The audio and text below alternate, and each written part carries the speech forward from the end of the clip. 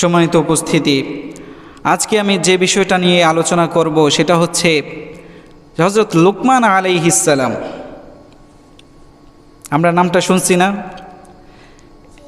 এটা হচ্ছে পবিত্র কোরআনের মধ্যে আল্লাহ তাআলা যে সকল লোকদের নাম উচ্চারণ করেছেন এদের মধ্যে একজন হচ্ছে লোকমান। অনেকেই বলে তিনি ছিলেন নবী, কিন্তু বিশুদ্ধ মত অনুযায়ী তিনি নবী ছিলেন না। তিনি একজন সাধারণ মানুষ ছিলেন, কিন্তু বড় একজন আলেম ছিলেন, বড় আল্লাহর ওলি ছিলেন।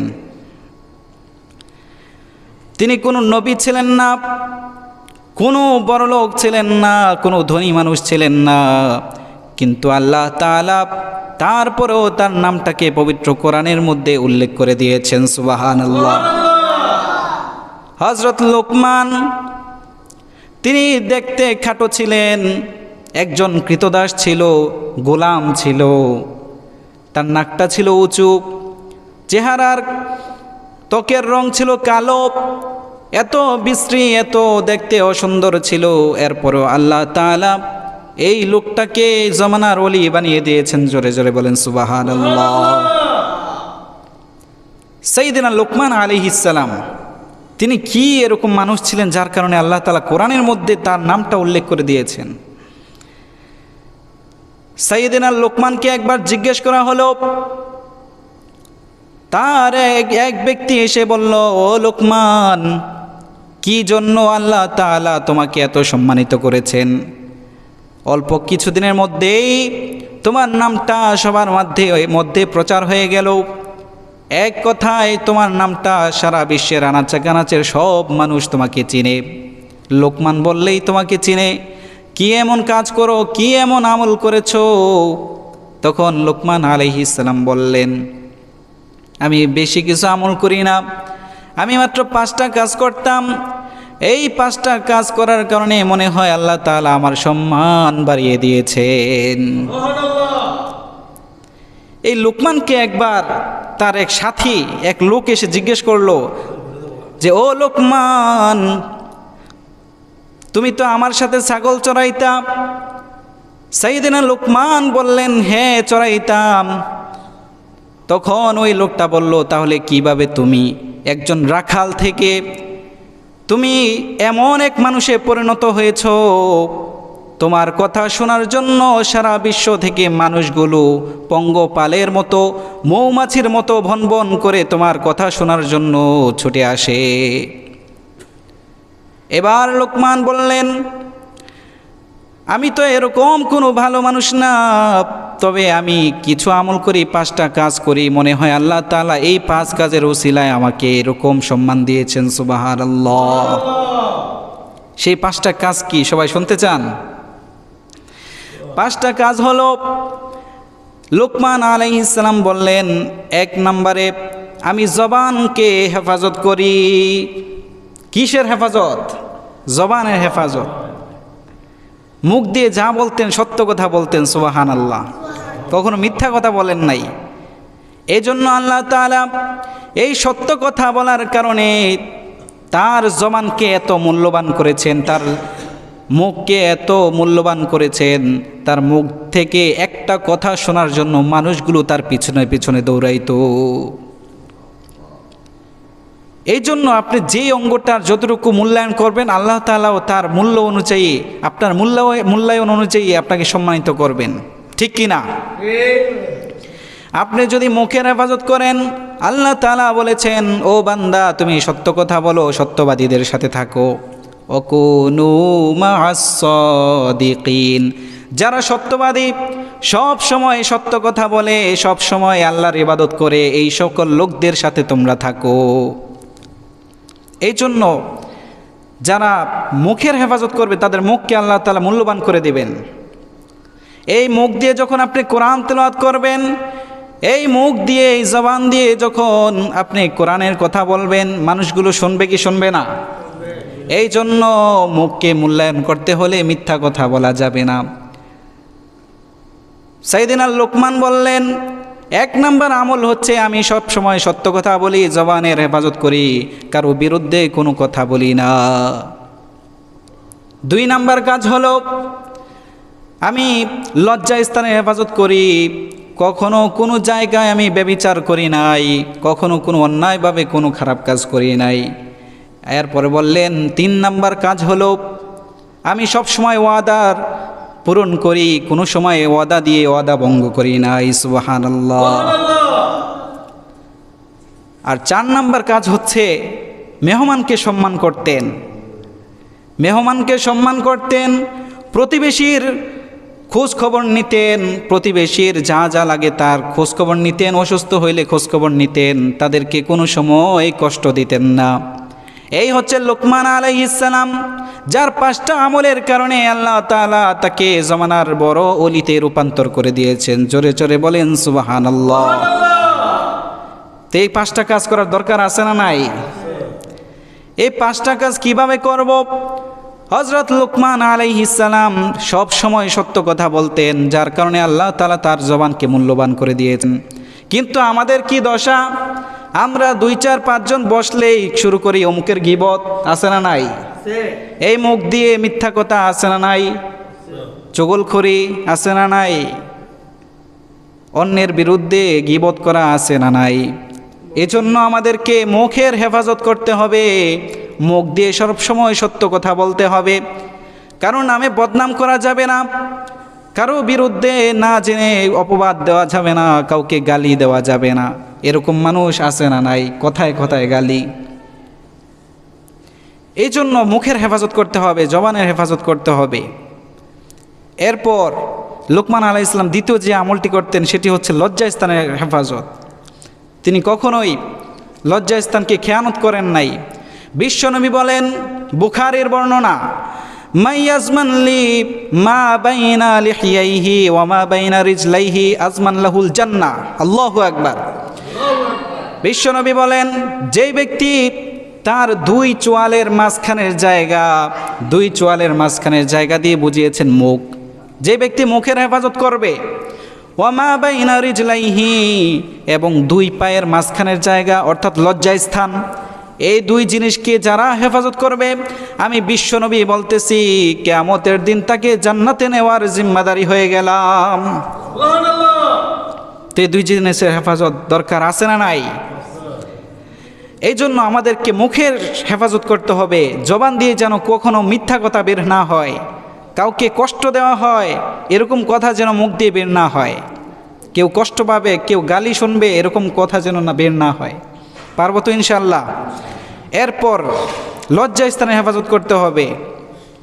আমরা যুবক বয়সে কত গুনাহ করি, বিশ্বনবীর এই হাদিসটা যদি আমরা দেখতে পারি তাহলে যুবকরা, আজকের বাংলাদেশের যুবকরা সবাই সোনার মানুষে পরিণত হবে। জোরে বলেন ঠিক কিনা? এবার আসুন, বিশ্বনবী বলেছেন যে যে ব্যক্তি এই 2 জিনিসের হক আদায় করবে, 2টা জিনিসকে হেফাজত করবে, 2 জিনিসের যে জিম্মাদার হবে, আমি বিশ্বনবী তাকে জান্নাতে নেওয়ার জিম্মাদারি হয়ে যাব। লোকমান আলাইহিস সালাম তৃতীয় যে আমলটি করতেন সেটা হচ্ছে ওয়াদা। কোনো সময় কাউকে কথা দিলে, কাউকে ওয়াদা দিলে সেই ওয়াদা পূরণ করে দিতেন। বিশ্বনবী বলেন যে মুনাফিকের আলামত হচ্ছে 3টি। ইদা হাদ্দাসা কাযাবা, মুনাফিক 3টা লক্ষণ দেখলে বুঝবেন ওই ব্যক্তি মুনাফিক, তার ভিতরে মুনাফিকের লক্ষণ আছে। 1 নাম্বার হচ্ছে সে যদি মিথ্যা বলে, সে যখন কথা বলে সে মিথ্যা বলে। ইদা হাদ্দাসা কাযাবা, কথা বললে মিথ্যা বলে।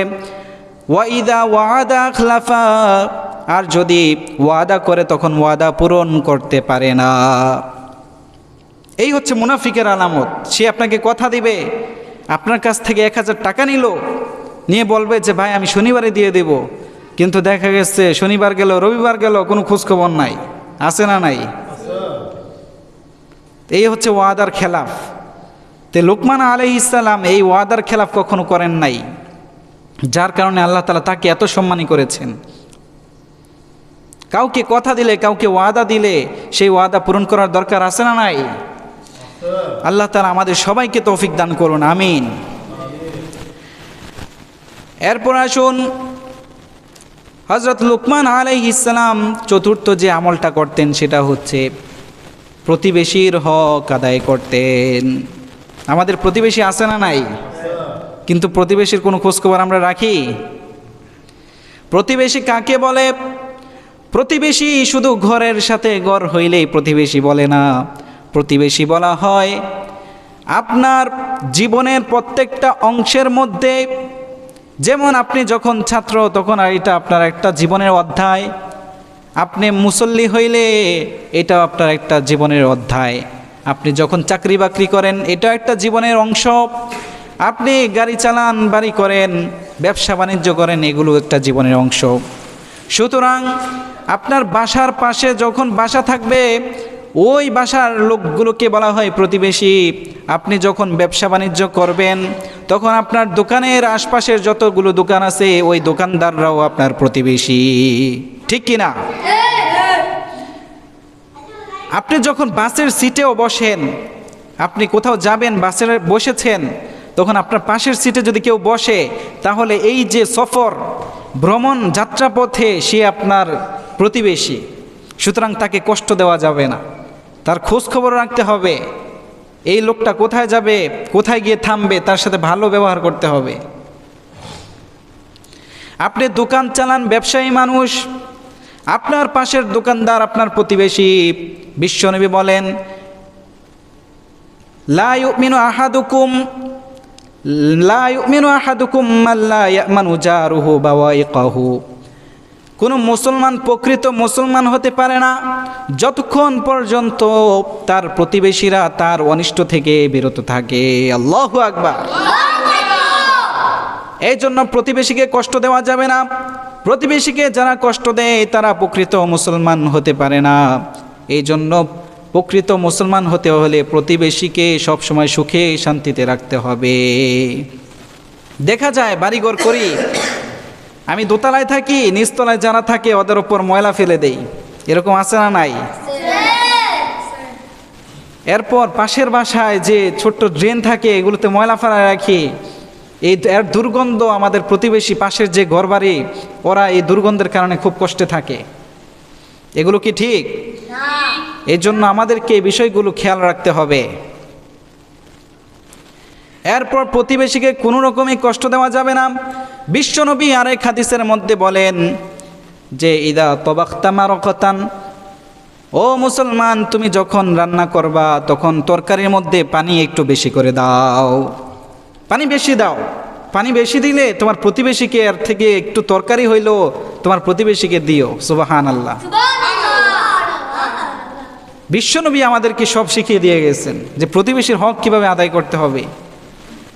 তুমি মিলেমিশে থাকার মধ্যে আসল শান্তি। তুমি 10তলা বিল্ডিংয়ের মালিক, 4-5তলা বিল্ডিংয়ের মালিক, অথচ যে গরিব পাশের লোকটা সে এক টুকরা গোস্ত পায় না সপ্তাহে খেতে, তার খোঁজখবর রাখার দরকার আছে না নাই? এই জন্য ইসলাম আমাদেরকে এটাই শিখায় যে তুমি গোস্ত খাও আর যাই খাও এটার মধ্যে পানি একটু বাড়ায় দাও, ঝোল বাড়ায় দাও, ঝোল বাড়িয়ে দিয়ে কমপক্ষে একটু ঝোল হইলেও তোমার প্রতিবেশীকে দিও। তাহলে মুসলমানের মধ্যে ভ্রাতৃত্বের বন্ধন অটুট থাকবে, ভাই ভাইয়ের মধ্যে সম্পর্ক হবে। দেখা গেছে এখন প্রতিবেশীর খোঁজখবর রাখবে দূরের কথা, ভাই ভাইয়ের সাথেই সম্পর্ক নাই, ঠিক কি না? এই জন্য সম্পর্ক ঠিক রাখতে হলে যোগাযোগ ঠিক রাখতে হবে, খোঁজ খবর নিতে হবে। অসুস্থ হলে যোগাযোগ করতে হবে, অসুস্থ হলে সেবা করতে হবে, গিয়ে দেখতে হবে ও ভাই তুমি অসুস্থ, তোমার শরীরটা কেমন এখন। যদি সে তার খাইতে মনে চায় কোনো কিছু কিনে নিয়ে যান, এটাকেই বলা হয় প্রতিবেশীর হক আদায় করা। এই জন্য সব সময় প্রতিবেশীর হক আদায় করতে হবে। এছাড়া মুসলমান হওয়া যাবে না। মুসলমান শুধু মুখে বললেই মুসলমান না, প্রকৃত মুসলমান হতে হলে সব সময় প্রতিবেশীর হক আদায় করতে হবে, খেয়াল রাখতে হবে যাতে করে প্রতিবেশী কোনো সময় সে আমার দ্বারা কষ্ট না পায়। লুকমান আলাইহিস সালাম পঞ্চম যে আমলটা করতেন সেটা হচ্ছে মেহমানের কদর করতেন। মেহমান, বাড়িতে মেহমান আসলে তাদেরকে সম্মান করা। আমাদের বাসায় মেহমান আসে না? আসে। তো অনেক সময় মেহমান আসলে তাদেরকে যতটুকু সামর্থ্য অনুযায়ী তাদেরকে আপ্যায়ন করা। আপ্যায়ন করলে খুশি হবে কে? এই জন্য মেহমানকে মেহমানদারি করাতে হবে। অনেক মানুষ আছে মেহমান আসলে মনে করে আমার পরিবারের মধ্যে বোঝা পড়ছে, আছে না নাই? এই জন্য সবসময় মেহমানদারি করতে হবে। বিশ্বনবী বলেন, মেহমানের হক হচ্ছে 3 দিন পর্যন্ত। কোনো বাড়িতে যদি মেহমান আসে তাহলে 3 দিন পর্যন্ত ওই মেজবানের ওপর মেহমানদারি করা আবশ্যক। সুবহানাল্লাহ। এরপর যদি মেহমান থাকতে চায়, এরপর যদি 3 দিনের বেশি মেহমান থাকতে চায়, তাহলে সেটা হচ্ছে মেজবানের দয়া। মেজবান যদি তার সাথে ভালো আচরণ করে, তাকে আরও বেশি আপ্যায়ন করে, তাহলে এটা তার দয়ার মধ্যে শামিল হবে। সুবহানাল্লাহ। কিন্তু 3 দিন পর্যন্ত মেহমানকে মেহমানদারি করানো এটা বাড়িওয়ালার কি কর্তব্য। কেমন মেহমানদারি করতেন সাহাবায়ে কেরাম? একবার এক সাহাবীর বাড়িতে এক মেহমান আসলো। তখন ওই সাহাবীর বাড়িতে কোনো খাবার নাই। সাহাবী আর সাহাবীর স্ত্রী আছে, 2টা বাচ্চা। এবার সাহাবী তার বউকে গিয়ে বলল, ও বউ, বাড়িতে মেহমান আসছে, এই মেহমানকে কিভাবে খানা খাওয়ানো চায়? তখন ওই সাহাবীর স্ত্রী বলল, ও গো স্বামী, মেহমান আসছে তো ঠিক, কিন্তু বাড়িতে কোনো খাবার নাই, যা আছে এগুলো শুধু বাচ্চাদের খাবার। এবার সাহাবী বললে, যাই হোক, মেহমান আসছে, এটা হচ্ছে আল্লাহর নবীর মেহমান, নবীজি বলেছে মেহমানদারি করাতে, এজন্য যেভাবেই হোক তুমি বাচ্চাদেরকে বুলিয়ে বালিয়ে তাদেরকে ঘুম পাড়িয়ে দাও, আর আমরা মেহমানকে ওই খাবারগুলো মেহমানকে খাইয়ে দিব। এরপর ওই সাহাবী মেহমানকে সামনে নিয়ে বসলেন। মেহমানকে সামনে নিয়ে বসে এবার মেহমানের সামনে খাবার দিলেন, বললেন, জনাব খেতে থাকেন। তখন ওই মেহমান বলল, আপনিও খান। তখন সাহাবী নিজে যদি খায় তাহলে মেহমান খাবে কি? এই জন্য সাহাবী কৌশলে বাতিটা নিভাই দিলেন। বাতিটা নিভে গেছে, পড়ে গেছে। এটা তোলার একটা ভান ধরতে এদিক দিয়ে মেহমান অন্ধকারের মধ্যে খেয়ে সব শেষ। সুবহানাল্লাহ। এই হচ্ছে মেহমানদারি।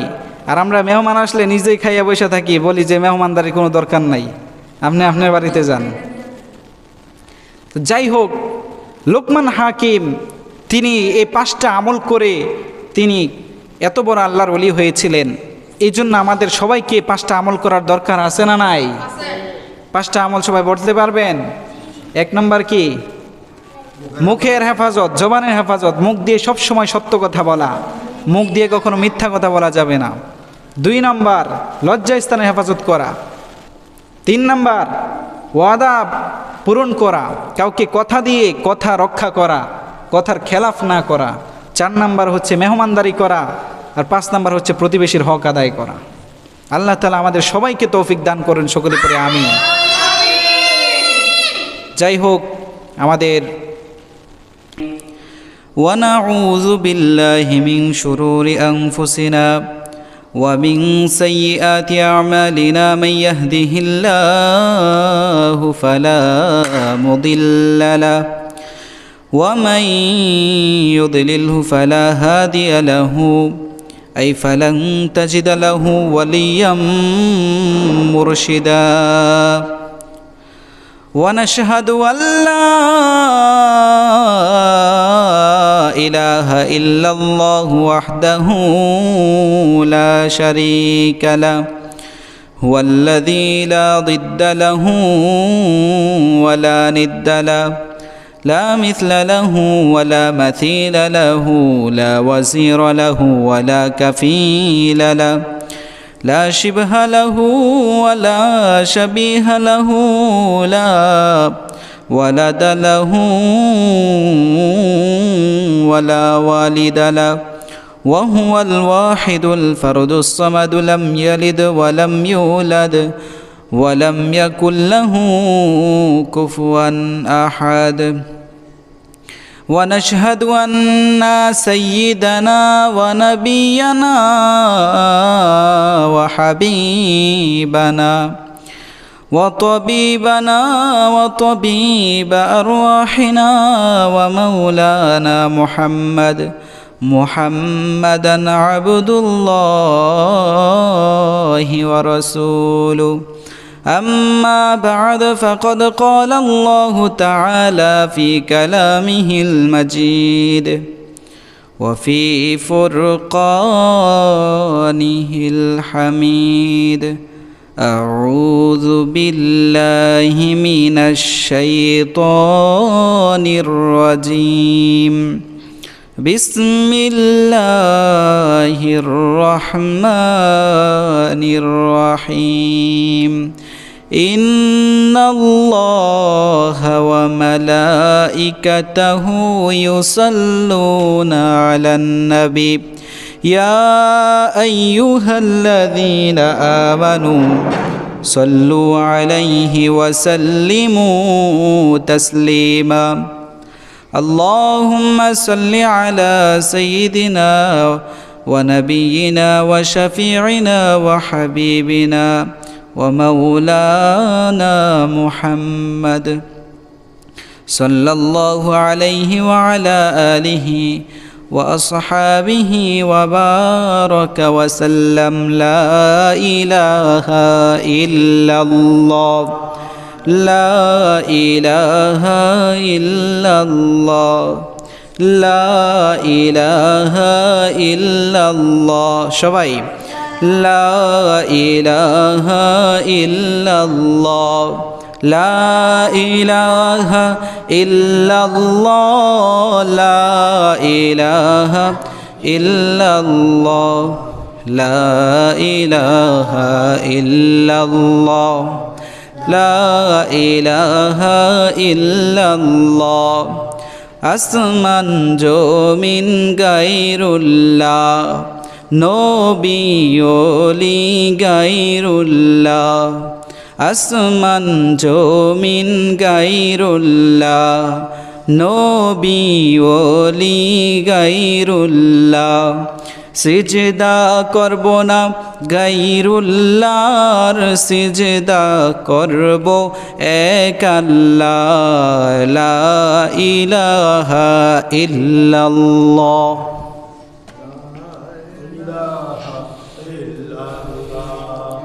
লা ইলাহা ইল্লাল্লাহ আল্লাহ আল্লাহ আল্লাহ আল্লাহ আল্লাহ আল্লাহ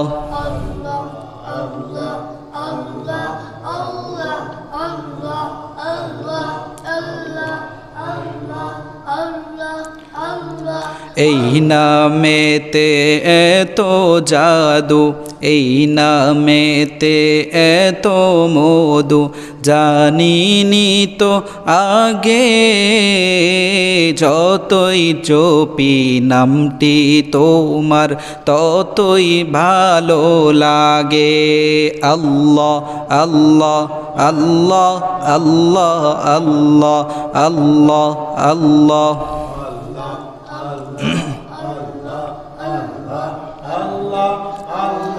Allah Allah Allah Allah Allah Allah Allah Allah